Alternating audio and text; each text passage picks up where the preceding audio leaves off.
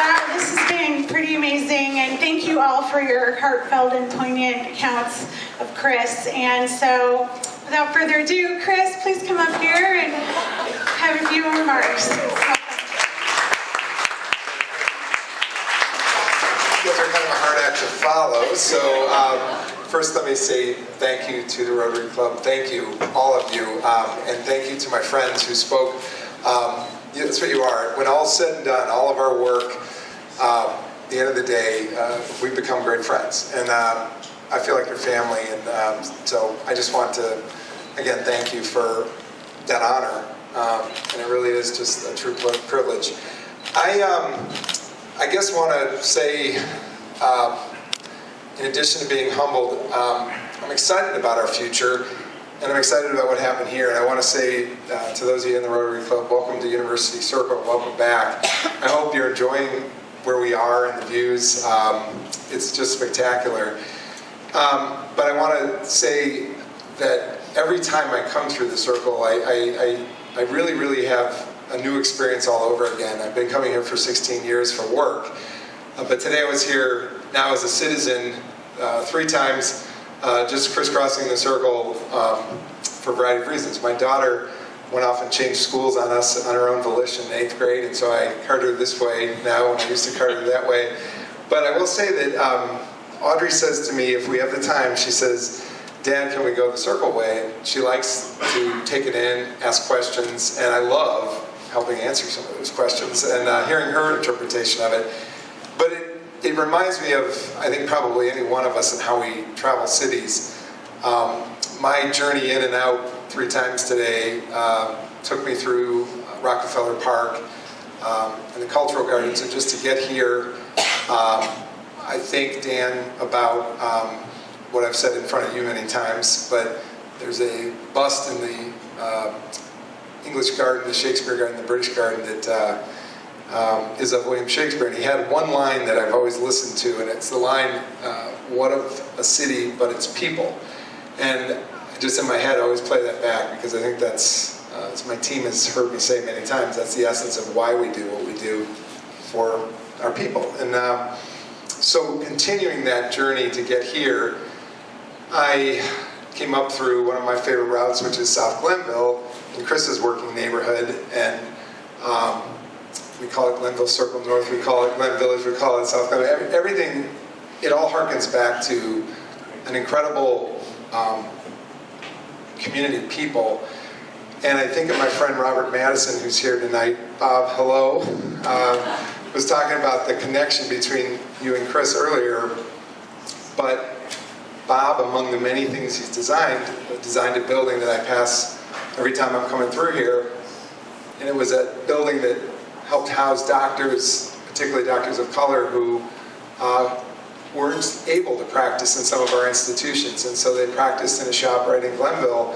And it's such a meaningful place. And Famicos, Chris, her colleague John, named that building the Madison Building in honor of the architect who stands before us at 98 years young. Thank you, Bob.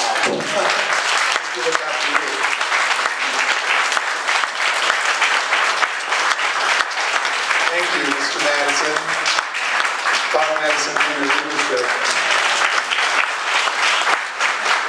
Thank you. There's a book, Designing Victory, which Jim O'Hara can tell you all about, or Bob, but read it. It's an incredible American life, an American journey of perseverance, and that's Bob Madison's book. So coming through the neighborhood, I get to University Circle, and following Audrey, my daughter's route, she loves it, Jerry, because that's where she started out her education journey.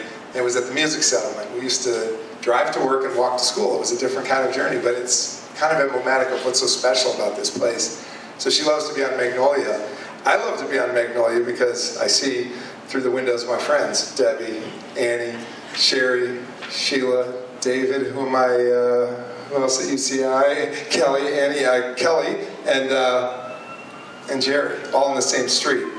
University Circle is this incredible place of collaboration and education, and what we do in service for our students together is really what it's all about.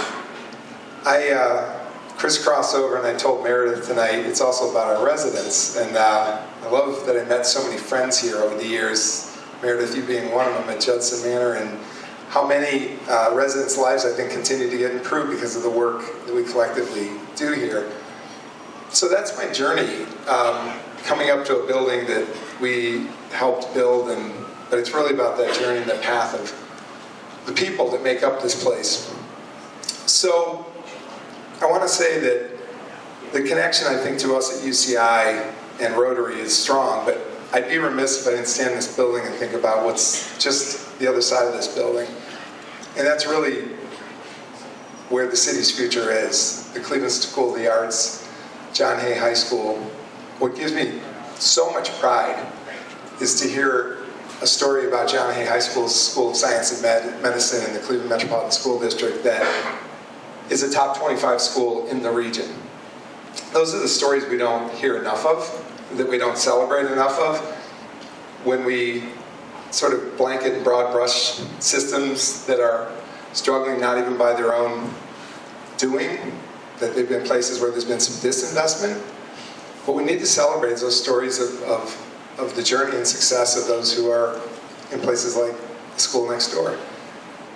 And that's where I get to Rotary. Thank you for what you do in service to our community. I was born a few blocks from where your first chapter was founded. I was born in Rogers Park, a few blocks down the street from Evanston, Illinois. And in 1905, a great thing, a great entity was formed, and it was your organization. 35,000 chapters today around the world, and the services you do. And if you haven't looked even back at your own website, because I did it today just in coming to this and thinking about you and in honor of you, go look at what you do around the world, and you do here. You think about how to get fresh water to people who don't have fresh water. We don't all in this world live on this great lake that we live on, so you think about how to get it to people.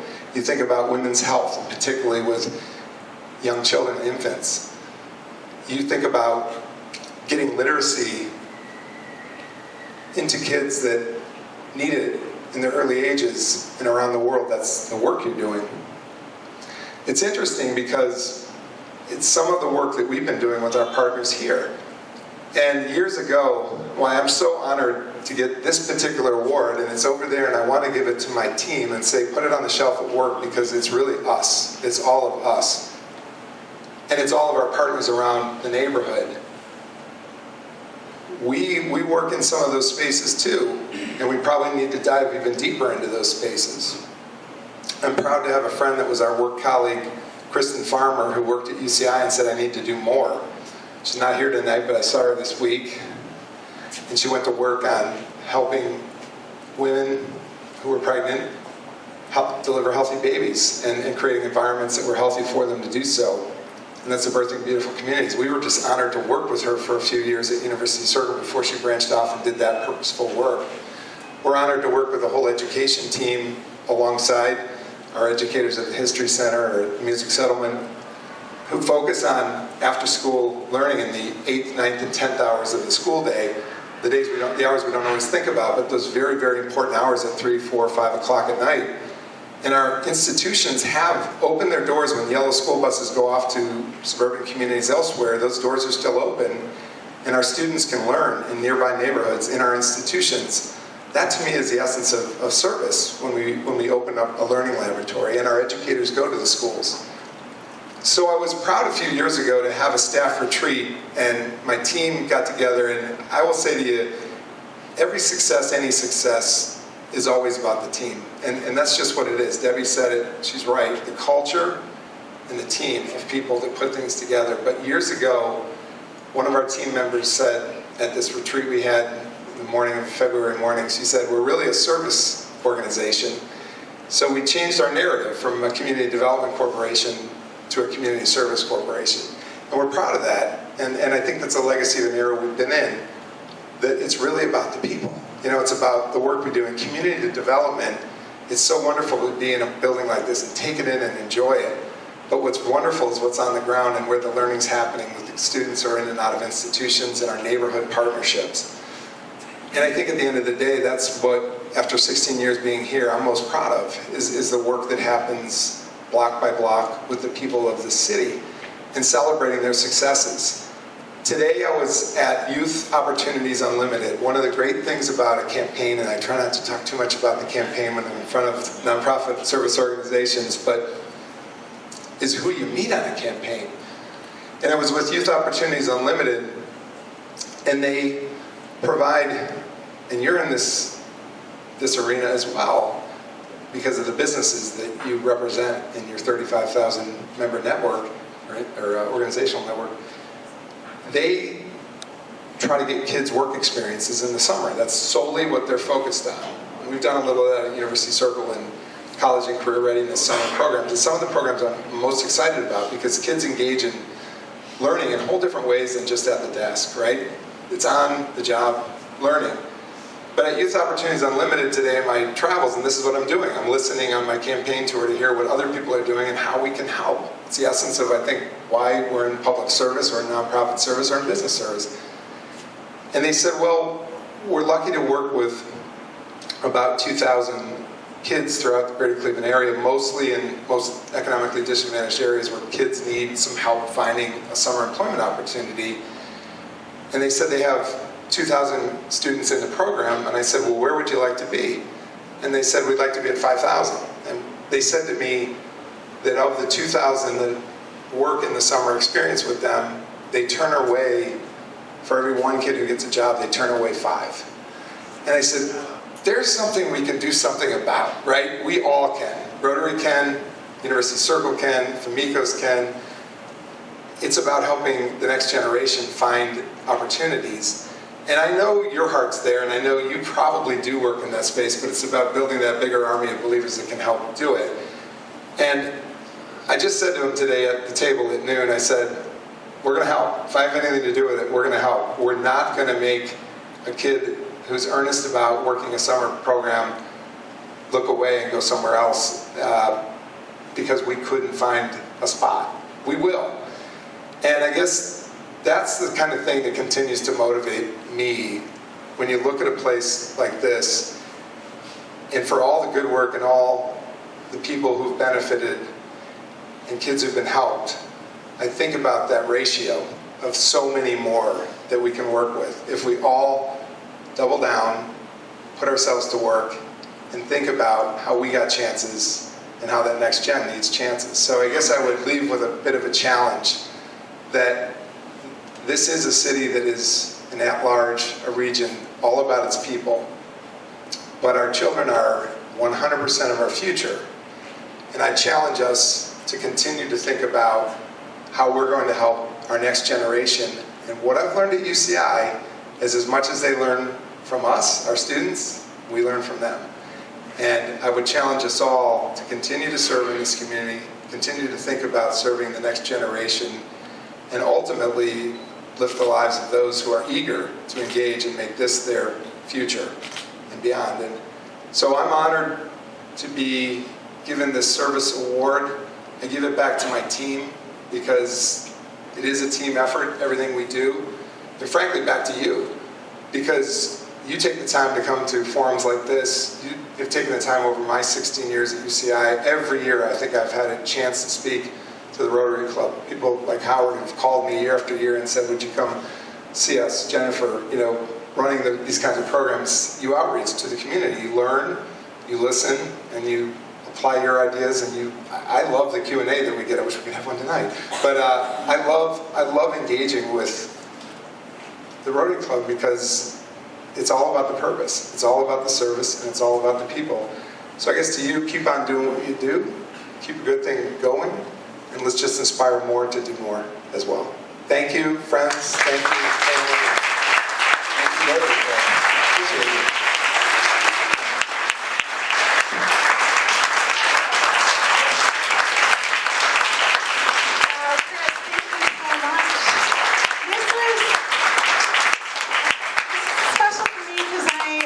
Chair of the Community Service Award. This is my 5th or 6th award, and this is definitely one of the most special ones. And we indeed are doing the same work in the community, and you've just given us a lot of food for thought for more opportunities that we can partner with University Circle Inc. Even though we're going to call you guys because there's going to be some good things that we can do together. So thank you for all the ideas, and thanks for everybody for contributing tonight. And Sharon, thank you for your everything tonight, because we wouldn't be here without you. And so on behalf of the Community Service Committee and the entire Rotary Club of Cleveland, congratulations again, Chris. And thank you, Chris, Debbie, Jerry, and Kelly for speaking on behalf of Chris and all the great things he has accomplished in his tenure at University Circle Inc. It's people like you that inspire us to continue to make an impact in the community here, as this year we are embracing the Rotary theme, Service for Change. So that concludes our meeting for tonight, and please stay and enjoy some more food and drinks. And thank you for coming. Thank you, Chris.